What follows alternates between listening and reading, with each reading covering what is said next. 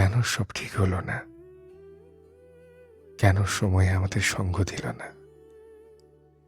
প্রতিদিন মনে হয় একটু দেরি হলে সব ঠিক হতো। আমি হয়তো তখন তোমার পাশে থাকতাম।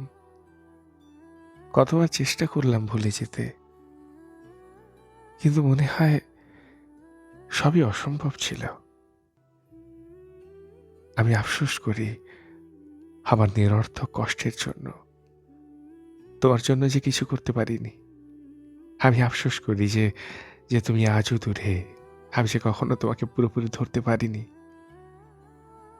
কতটা চাইতাম, কতটা আশা করেছিলাম একটা সুখের ঘর, তুমি, আমি, আমাদের সংসার। সবই এখন শুধু শুধু আফসোসে ভরে গেছে। ইস, আর একটু ভাগ্য নিয়ে জন্মালে হয়তো